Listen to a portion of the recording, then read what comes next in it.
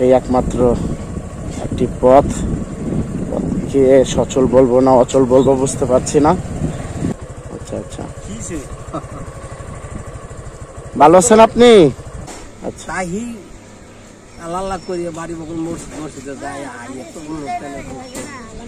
আচ্ছা, আমার হাতের ডান পাশে তিতাস নদী, বাম পাশে সেই বিশাল আকার চক। আপনার নদী দেখতে পাচ্ছেন, তিতাস নদী।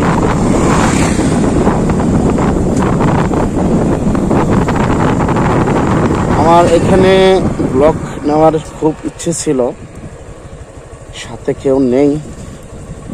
আমার পার্সোনাল কিছু ব্লগ ছিল, কিছু স্ক্রিপ্ট ছিল, সেগুলো আমারই লেখা। যদি কেউ থাকে তাহলে ক্যামেরাম্যান, আমি একজন ক্যামেরাম্যান খুব মিস করছি। যদি অভাবের কোনো কিছুর ফিল করি বা অভাবতা ফিল করি তাহলে ক্যামেরাম্যানটাই বলা যায়। আমি খুব একজন ভালো পারদর্শী ক্যামেরাম্যান দরকার, কারণ ক্যামেরাম্যান ভালো পারদর্শী এক্সপার্ট যদি কাউকে রাখতে চাই তাহলে তাকে বেতন আকারে রাখতে হবে, বেতন ছাড়া সম্ভব নয়।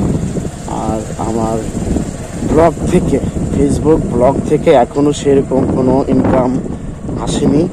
বলা যায় যে আমি একজন বেতন দিয়ে, মান্থলি বেতন দিয়ে যে রাখবো এরকম সম্ভব হয়নি আমার এখনো।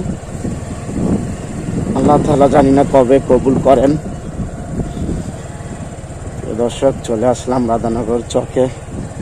অনেকেই তাকিয়ে থাকে, কে আসলো, হেলমেট পরা থাকলে কেউ চিনে না।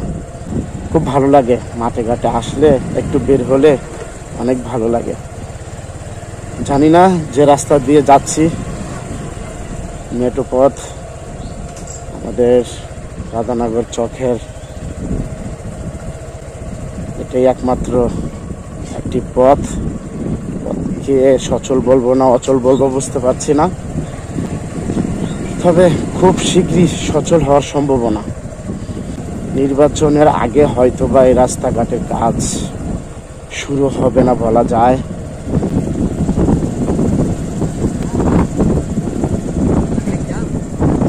আসসালামু আলাইকুম কাকা, ভালো আছেন? কোথায় গেছিলেন কাকা?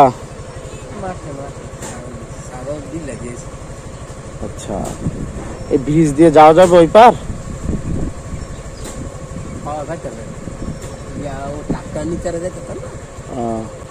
ট্রাক্টরের তো বড় চাকা, নিয়ে ওই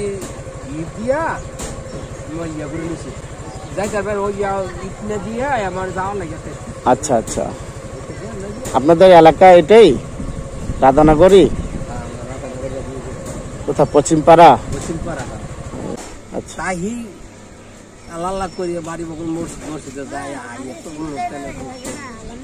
আচ্ছা,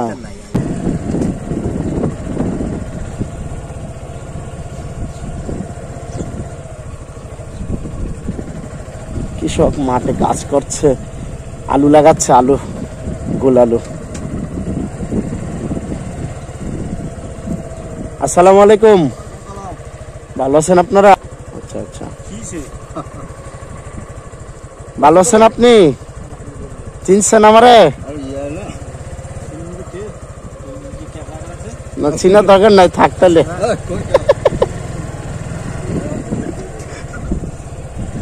আসলে এই যে বললাম না, অনেকে চিনে না হেলমেট পরাতে।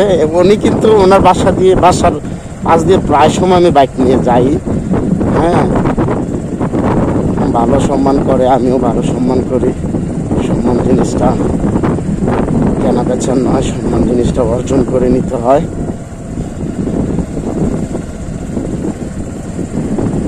জানি না প্রিয় দর্শক, ব্লগ কেমন হচ্ছে আমার।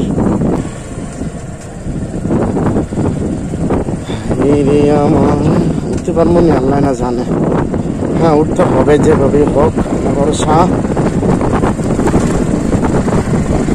হ্যাঁ, উঠে গেছি, একটু ভয় লাগছে। হ্যাঁ হ্যাঁ হ্যাঁ, এদিক দিয়ে যাওয়া যাবে না, এদিক দিয়ে যাওয়া যাবে না। সরি, সম্ভব না। যদিও যাওয়া যায়, আবার বাইক ওঠানো মুশকিল হয়ে যাবে। খুব আশা নিয়ে আসছিলাম যে যাব মেঘনা নদীর পার, আমরা সচরাচর বলে থাকি বড় গাং পার, সবসময় বলে থাকি। তো যাই হোক, আমি এখানে বাইকটা পার্কিং করি। ওই যে লোকগুলো দেখা যাচ্ছে নাঙ্গল দিয়ে জমিনে কি যেন চাষ করছে। বন্ধুরা, আমি সেখানে যাওয়ার চেষ্টা করি।